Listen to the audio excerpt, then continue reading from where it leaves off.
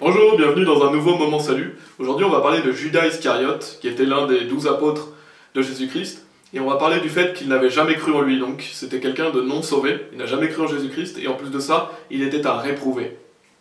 C'était important de parler de ce sujet, parce qu'il y a beaucoup de faux prophètes ou de faux chrétiens qui utilisent Judas pour essayer de montrer que, voilà, il croyait en Jésus-Christ, mais il a perdu son salut. Et donc ils essayent d'enseigner un salut par les œuvres en disant qu'on peut perdre son salut. Ou il y a des gens qui disent que voilà, Judas a été sauvé et qui essayent de prouver que Judas a été sauvé alors que Judas n'a jamais été sauvé. C'est ce qu'on va montrer. Et Jean chapitre 6 le montre clairement. Donc Jésus parle à ses disciples et à ses apôtres et il nous dit au verset 64 « Mais il y en a quelques-uns parmi vous qui ne croient pas, car Jésus savait depuis le commencement qui étaient ceux qui ne croyaient pas et qui le trahiraient. » Verset 70 « Jésus leur répondit, « Ne vous ai-je pas choisi, vous les 12, et l'un de vous est un diable ?» Il parlait de Judas Iscariote, le fils de Simon, car il était celui qui devait le trahir, étant l'un des 12.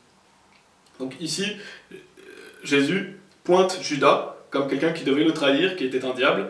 Et au verset 64, il dit « Mais il y en a quelques-uns parmi vous qui ne croient pas. » Donc ici, ça montre que Judas ne croyait pas en Jésus-Christ. Et en plus, Jésus rajoute car Jésus savait depuis le commencement qui étaient ceux qui ne croyaient pas et qui le trahiraient. Donc Jésus savait depuis le commencement que Judas ne croyait pas en lui. La Bible dit clairement que Judas ne croyait pas en Jésus-Christ et qu'il allait le trahir. Donc Judas n'a jamais cru en Jésus-Christ, il n'a jamais été sauvé, il n'est jamais passé par la nouvelle naissance. Et ça c'est très important parce que ça montre que Judas était un infiltré. Il n'a jamais cru en lui, jamais cru en Jésus-Christ. Et on va lire Jean chapitre 3 verset 18 qui nous parle du salut aussi pour le comparer à cela.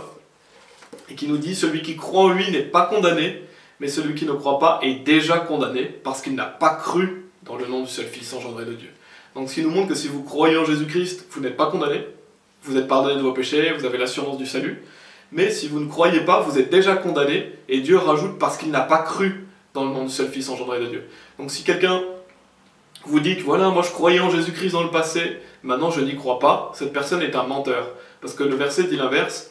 Il dit que la personne ne croit pas parce qu'elle n'a pas cru avant.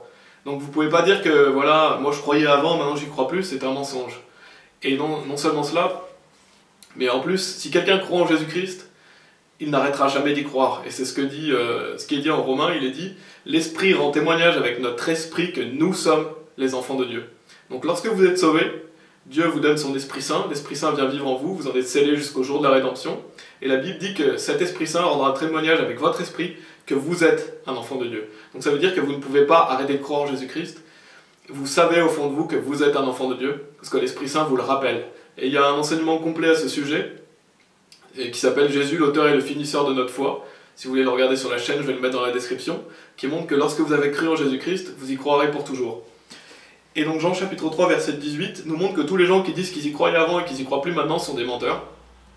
Et donc cela montre que Judas, vu qu'il n'y croit pas maintenant, et comme Jésus dit qu'il savait depuis le commencement, il n'a jamais cru en Jésus-Christ. Il n'a jamais mis sa confiance en Jésus-Christ. Et en plus, au verset 70, Jésus nous dit « Jésus leur répondit, ne vous ai-je pas choisi, vous les 12, et l'un de vous est un diable. » Donc Jésus nous dit que c'est un diable. Et donc Judas était un réprouvé, un fils du diable. Il parlait de Judas Iscariote, le fils de Simon, car il était celui qui devait le trahir, étant l'un des 12. Donc Jésus savait très bien que Judas était un infiltré, qu'il ne croyait pas en Jésus-Christ, qu'il avait rejeté Jésus-Christ, et qu'il était devenu un fils du diable, donc il était un diable. Et Judas est appelé le fils de perdition, c'est ce qui est dit en Jean chapitre 17. Quand Jésus-Christ parle au Père, quand il fait une prière au Père, Jésus-Christ appelle Judas le fils de perdition. Jean 17, 12 nous dit « Pendant que j'étais avec eux dans le monde, je les gardais en ton nom, j'ai gardé ce que tu m'as donné, et aucun d'eux n'est perdu, sinon le fils de perdition, afin que l'écriture soit accomplie. » Donc là, l'Ancien Testament témoignait le fait que quelqu'un allait trahir Jésus-Christ, et Jésus, en parlant au Père, dit que le seul qui est perdu, c'est le fils de perdition, et c'était afin que l'écriture soit accomplie. Et donc c'était Judas. Judas est appelé le fils de perdition, et il y a une autre personne qui est appelée le fils de perdition dans la Bible, on le voit en 2 Thessaloniciens chapitre 2 verset 3, et c'est l'Antichrist, où il est dit qu'aucun homme ne vous trompe en aucune manière, car ce jour-là ne viendra pas, à moins que l'apostasie ne soit arrivée d'abord, et que l'homme de péché soit révélé, le fils de perdition. Donc l'homme de péché qui doit être révélé, à la fin des temps, c'est l'Antichrist, et il est appelé le fils de perdition. Donc c'est les deux seules personnes qui sont appelées le fils de perdition dans la Bible, c'est Judas, et c'est l'Antichrist.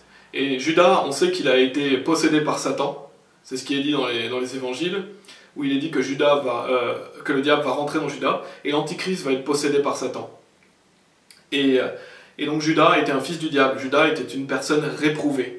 Et on va en parler dans un nouveau Moment Salut la prochaine fois, pour vous parler un petit peu des réprouvés. Et si vous voulez, il y a un documentaire qui s'appelle Psychopathe réprouvé sur la chaîne, vous pouvez mieux comprendre ce que c'est qu'un réprouvé. Mais ça, il faut savoir que Judas avait rejeté Jésus-Christ. Et en rejetant Jésus-Christ, Dieu l'avait rejeté, et donc il était devenu un fils du diable. Donc Judas savait très bien qu'il avait rejeté Jésus-Christ, il savait qu'il était un infiltré. Jésus le savait aussi, il nous le dit. Il nous dit qu'il ne croyait pas en lui, et qu'il savait depuis le commencement qui c'est qui ne croyait pas.